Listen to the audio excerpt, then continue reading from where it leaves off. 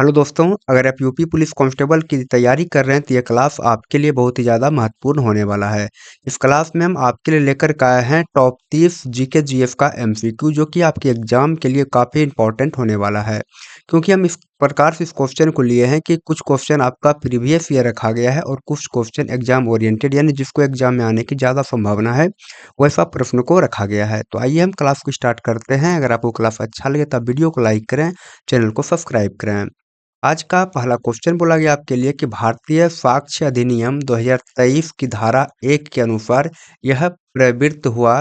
यह प्रवृत्त क्या हुआ यहाँ पे? तो 18 मार्च 2024, 1 जुलाई 2024 है, या तो 23 फरवरी 2024 या 25 दिसंबर 2023। कब के लिए इसको यहाँ पे लागू किया जाएगा? तो आपका जो उत्तर यहाँ पे होगा वह ए नंबर आपका उत्तर। यहाँ यहाँ पे दो नंबर आपका उत्तर सही होगा कि 1 जुलाई 2024 है। अगर हम इसके बारे में बात कर लें तो पुराने साक्ष्य अधिनियम को प्रतिस्थापित करने वाला भारतीय साक्ष्य अधिनियम 2023 आधिकारिक तौर पर जो है 1 जुलाई 2024 से पूरा का पूरा देश भर में लागू किया गया है। अगला क्वेश्चन आगे है, कौन सी गैस मुख्य रूप से ग्लोबल वार्मिंग के लिए जिम्मेवार है? तो ग्लोबल वार्मिंग के लिए जो मुख्य रूप से गैस जिम्मेवार है वह कौन सा हो जाएगा? तो कार्बन डाइऑक्साइड। आपका उत्तर यहाँ पे कार्बन डाइऑक्साइड सही हो जाएगा। और यहाँ कहा गया है कि कार्बन डाइऑक्साइड एक प्रमुख ग्रीन हाउस गैस है जो पृथ्वी के वातावरण में ऊष्मा को रोककर वैश्विक तापमान यानी ग्लोबल वार्मिंग को बढ़ाती है। अगर आपको इस क्लास की पीडीएफ चाहिए तो वीडियो के डिस्क्रिप्शन में लिंक दिया गया है, वहां से आप टेलीग्राम लिंक पर जाकर के आप वीडियो का जो है पीडीएफ डाउनलोड कर सकते हैं। अगला प्रश्न है कि सूर्य की पृथ्वी से अनुमानित दूरी लगभग कितनी है? ये आपसे पूछा गया है। तो यहाँ पे जो आपका उत्तर हो जाएगा वह हो जाएगा 8 प्रकाश मिनट। आपका उत्तर यहाँ पे 2 नंबर सही हो जाएगा। और यहाँ कहा गया है कि सूर्य के प्रकाश को पृथ्वी तक पहुँचने में लगभग 8 मिनट 20 सेकंड लगते हैं, इसलिए जो है यह खगोलीय दूरी लगभग 8 प्रकाश मिनट मानी जाती है। अगला क्वेश्चन आगे है, राष्ट्रीय हरित प्राधिकरण किस वर्ष स्थापित किया गया था? आपसे पूछा है कि राष्ट्रीय हरित प्राधिकरण किस वर्ष स्थापित किया गया था? तो यहाँ पे जो आपका उत्तर हो जाएगा वह 2010। आपका उत्तर यहाँ पे सही हो जाएगा। और यहाँ कहा गया है, पर्यावरण संबंधी मामले में त्वरित और प्रभावी निपटारे के लिए राष्ट्रीय हरित अधिकरण यानी कि एनजीटी की स्थापना जो है 28 अक्टूबर 2010 को किया गया था। अगला क्वेश्चन आगे है, भारत में निम्नलिखित में से किसके चुनाव में अनुपातिक प्रतिनिधित्व नहीं अपनाया जाता है? तो किसके चुनाव में जो है अनुपातिक प्रतिनिधित्व नहीं अपनाया जाता, ये आपसे पूछा गया है। यहाँ पे जो आपका उत्तर होगा स्थानीय स्वशासन। आपका उत्तर यहाँ पे हो जाएगा। और यहाँ कहा गया है कि राष्ट्रपति, उपराष्ट्रपति और विधान परिषद के चुनाव अनुपातिक प्रतिनिधित्व प्रणाली से होते हैं, जबकि स्थानीय स्वशासन जैसे कि पंचायत और नगरपालिका में प्रत्यक्ष चुनाव वाली प्रणाली को अपनाई जाती है। अगला प्रश्न आगे है, अश्व शक्ति लगभग किसके बराबर होता है? तो ये जो अश्व शक्ति होता है यानी एक अश्व शक्ति जो होता है वह जो है 746 वाट के बराबर होता है। आपका उत्तर यहाँ पे 746 वाट सही हो जाएगा। और यहाँ बोला गया है कि शक्ति को मापने की मौद्रिक प्रणाली में एक यांत्रिक अश्व शक्ति का मान जो है 746 वाट के बराबर होता है। अगला क्वेश्चन आगे है यहाँ पे कि निम्नलिखित में से किस देश के साथ जो है उत्तर भारत में अपनी भूमि सीमा साझा करता है? देखिए आपसे क्या पूछा है यहाँ पे कि निम्नलिखित में से किस देश के साथ भारत उत्तर में अपनी भूमि सीमा का साझा करता है, ये आपसे पूछा गया है। यहाँ पे जो आपका उत्तर हो जाएगा वह हो जाएगा नेपाल, चीन और भूटान से जो है उत्तर में भारत अपना सीमा का साझा करता है। अगर हम इसके बारे में बात कर लें तो भौगोलिक दृष्टि से भारत की उत्तरी सीमाएं मुख्य रूप से हिमालयी देश जैसे कि चीन हो गया, नेपाल हो गया और भूटान के साथ में लगती है। अगला क्वेश्चन आगे है, 1818 में पहली पहली कपास मिल की विफलता के बाद 1854 में पहली आधुनिक कपास मिल कहाँ स्थापित की गई थी? देखिए आपसे पूछा है कि 1818 में जो है पहली कपास मिल की विफलता के बाद में 1854 में जो है पहली आधुनिक कपास मिल कहाँ स्थापित किया गया था, ये आपसे पूछा है। तो आपका उत्तर हो जाएगा यहाँ पे मुंबई। ऑप्शन जो होगा आपका यहाँ पे 4 नंबर सही होगा। और यहाँ कहा गया है कि भारत की पहली सफल आधुनिक सूती कपड़ा mill Bombay spinning and weaving company 1854 में जो है कब फाजी डावर द्वारा बम्बे में जो है स्थापित किया गया था, जो कि अब मुंबई इसे कहते हैं। अगला क्वेश्चन आ गया, खतरे के निशान लाल रंग के होते हैं क्योंकि। अब आपसे पूछा गया यहाँ पे कि खतरे के निशान लाल रंग का जो होता है क्यों होता है, ये आपसे पूछा है। तो जो है लाल रंग के प्रकाश का प्रकीर्णन ओस एवं धुएं से न्यूनतम होता है, जिससे क्या होगा तो दूरस्थ स्थान से दिखाई दे देता है लाल रंग। इसलिए जो है लाल रंग को खतरे के निशान के लिए उपयोग किया जाता है।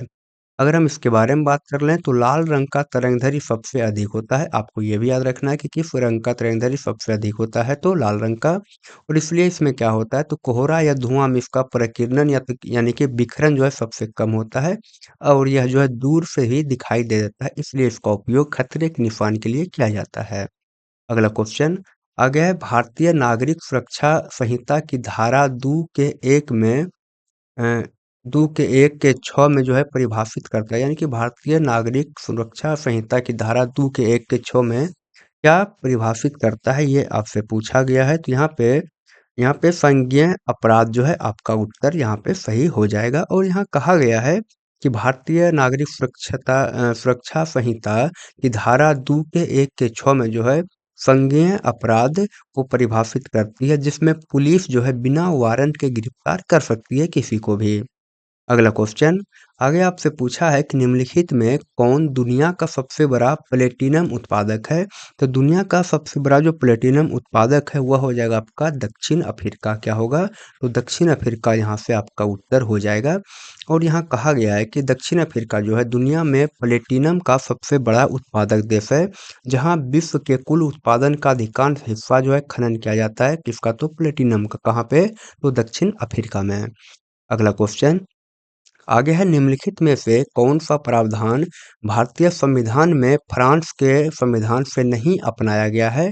तो कौन सा प्रावधान जो है भारतीय संविधान में फ्रांस के संविधान से नहीं लिया गया है, तो स्वतंत्रता का सिद्धांत या तो समानता का सिद्धांत या राजनीति के निर्देशक सिद्धांत या तो बंधुत्व का सिद्धांत, कौन सा जो है फ्रांस के संविधान से नहीं लिया गया, ये आपसे पूछा है। तो आपका उत्तर यहाँ पे हो जाएगा राजनीति के निर्देशक सिद्धांत जो है यह फ्रांस से नहीं लिया गया है। और ये कहाँ से लिया गया है, यह जो है आयरलैंड के संविधान से लिया गया है। जबकि स्वतंत्रता समानता और बंधुत्व का सिद्धांत जो है फ्रांस की क्रांति और वहाँ के संविधान से लिया गया है। अगला क्वेश्चन आगे है, किस ब्रिटिश प्रधानमंत्री ने 1942 में क्रिप्स मिशन को भारत भेजा था। तो क्रिप्स मिशन को जो भारत भेजा गया था 1942 में, वह कौन भेजा था, ब्रिटिश प्रधानमंत्री, ये आपसे पूछा गया है। तो यहाँ से जो आपका उत्तर होगा वह विंस्टन चर्चिल, आपका उत्तर यहाँ पे सही हो जाएगा। और यहाँ कहा गया है कि द्वितीय विश्व युद्ध के दौरान भारत का पूर्ण राजनीतिक और सैन्य समर्थन हासिल करने के लिए ब्रिटिश प्रधानमंत्री विंस्टन चर्चिल ने जो है 1942 में स्टेफोर्ड क्रिप्स के नेतृत्व में यह मिशन को भेजा था भारत। अगला क्वेश्चन आ गया है, नील की खेती करने वालों की समस्या को हल करने के लिए महात्मा गांधी को चंपारण में किसने आमंत्रित किया था।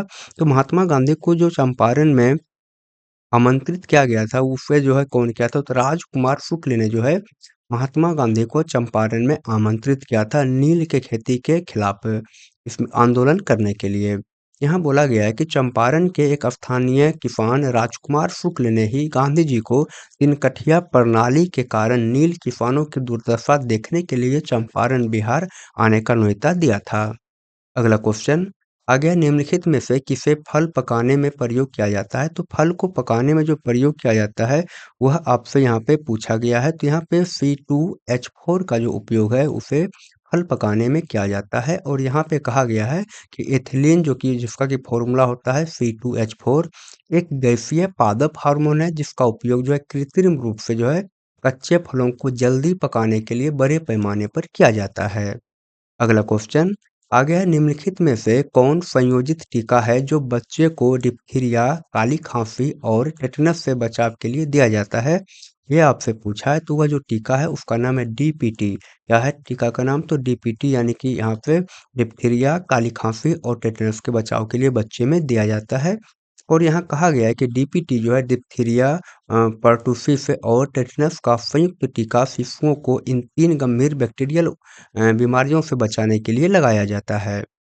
अगला क्वेश्चन आगे है भारतीय न्याय संहिता की किस धारा में लोक सेवक शब्द को परिभाषित किया गया है? तो भारतीय न्याय संहिता के जो है कौन-सा धारा में बोला गया है कि लोक सेवक शब्द को परिभाषित किया गया है? ये आपको बताना है। तो यहाँ पे जो आपका उत्तर होगा धारा 2 के 28 में जो है ये प्रावधान किया गया है, परिभाषित इसे किया गया है। और कहा गया यहाँ पे कि नए आधिकारिक कानून भारतीय न्याय संहिता 2023 की धारा 2 के 28 में जो है लोक सेवक शब्द की विस्तृत एक कानूनी परिभाषा दी गई है। अगला क्वेश्चन आगे है प्राकृतिक पर्यावरण में क्या सम्मिलित है? आपसे यहाँ पे पूछा गया है कि प्राकृतिक पर्यावरण में क्या सम्मिलित है?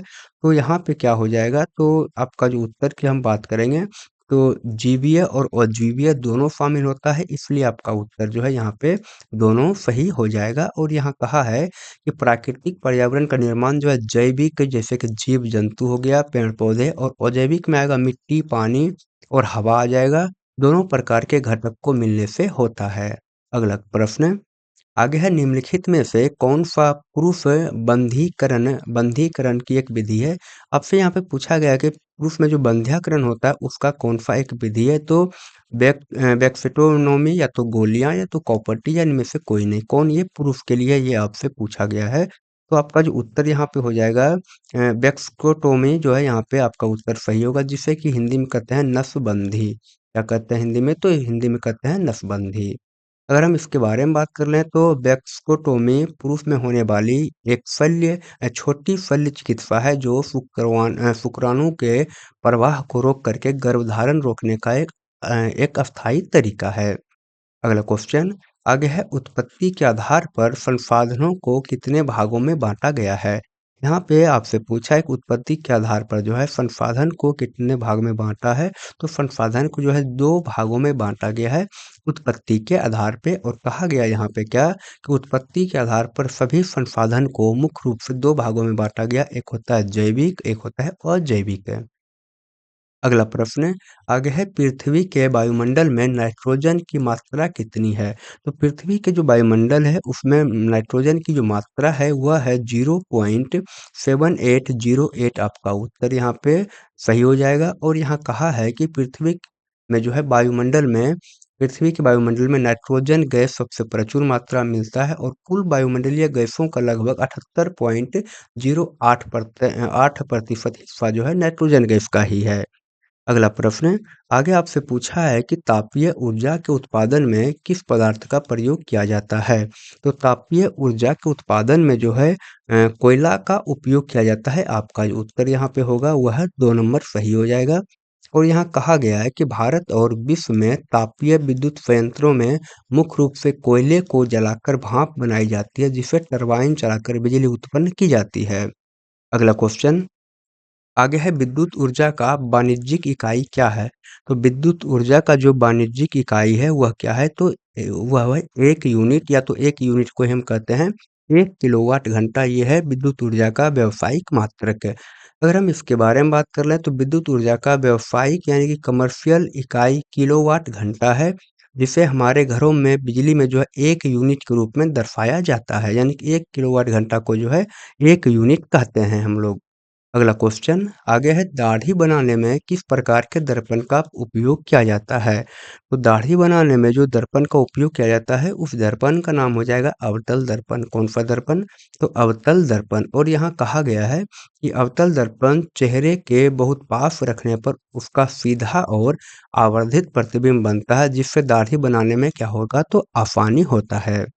अगला क्वेश्चन आगे है वाणिज्यिक अनाज की खेती में निम्नलिखित में से कौन सी फसल उगाई जाती है? आपसे यहाँ पे पूछा गया है कि वाणिज्यिक अनाज की खेती में निम्नलिखित में से कौन सी फसल उगाई जाती है, ये आपसे पूछा गया है।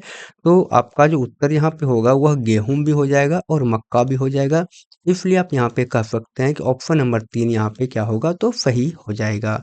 और यहाँ बोला गया है कि वाणिज्यिक अनाज की कृषि में जो है मुख्य रूप से बाजरा में बेचने और मुनाफा कमाने के उद्देश्य से गेहूं और मक्का जैसी बाजार यहाँ पे लिखा है कि बाजार में बेचने और मुनाफे कमाने के उद्देश्य से जो है गेहूं और मक्का जैसी फसलें विशाल खेतों में उगाई जाती है।